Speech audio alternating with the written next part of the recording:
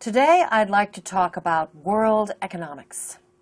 In particular, I want to look at one idea that's improving the lives of many poor people. This idea is called the Village Bank. It was started by a man named Muhammad Yunus, an economics professor in Bangladesh. Let's talk first about why Professor Yunus started the bank. Then we'll look at how the bank has changed people's lives.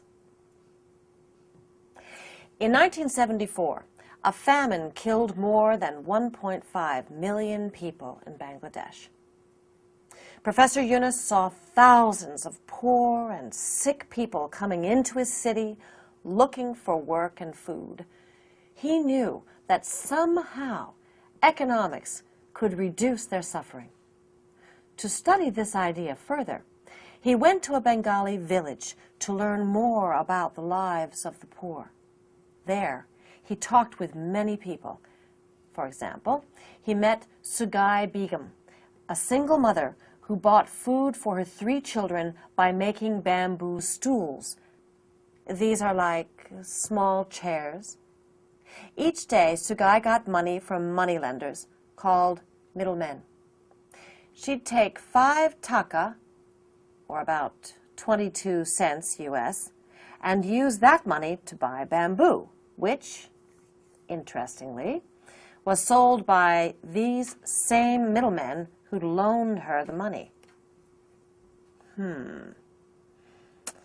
Well, then she'd labor all day making bamboo stools, and at the end of the day, she'd sell them for a total of 5 taka and 50 paisa, or about 24 cents total. So, after working all day, she'd earned a total of 2 cents. And guess who purchased the stools? Right, those same middlemen. Now, her bamboo stools were worth much more on the free market. But the middlemen were the only people who lend her money. They controlled the market. So, as you can see, there was an economic problem here. Well, Sugai wasn't alone. Professor Yunus talked to other villagers and learned that many were just like her in this same strange business relationship with the middlemen.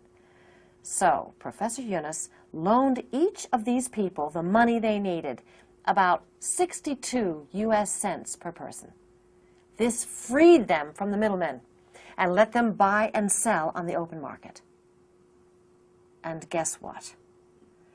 All of them were able to pay Professor Yunus back. So, Professor Yunus had found a new way to fight poverty with microcredit. M-I-C-R-O.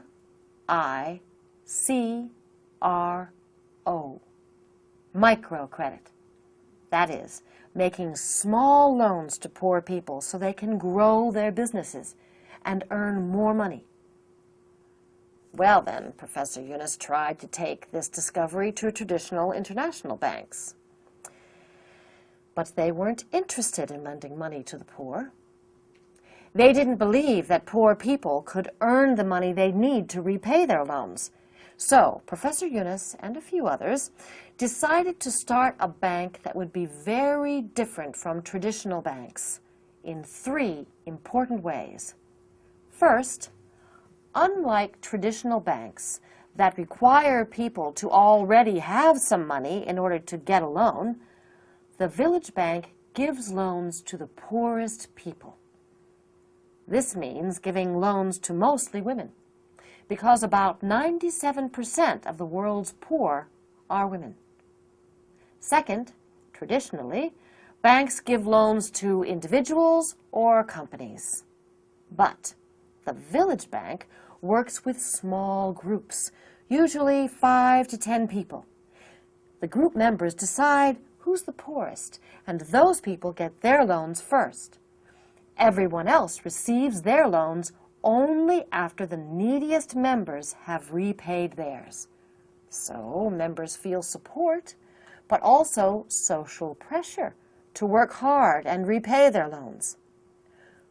The third way the Village Bank differs from traditional banks is location. Most banks are in cities, right? And who does that exclude? Yup, villagers.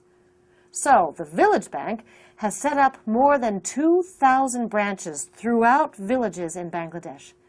And each branch has what are called bicycle managers. Why? Because they go by bicycle to borrowers' houses, where they discuss how business is going and give advice. Now, do these small loans really have an impact on people's lives? Well, I think the story of Razia Begum will answer that. For years, Razia lived with her family in Bangladesh in great poverty, some days having nothing to eat. Then one day, she went to the Village Bank and got a $30 loan. With the loan, she bought a cow. In turn, she began selling things like milk and butter. She then used that money to buy more cows. After a while, she'd saved enough money to buy land.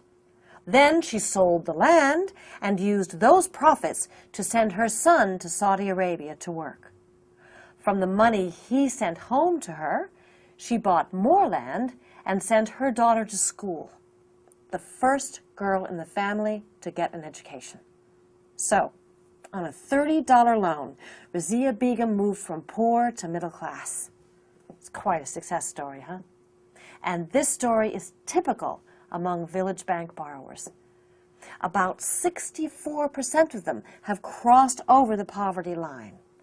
So, you tell me, can a little loan make a big difference?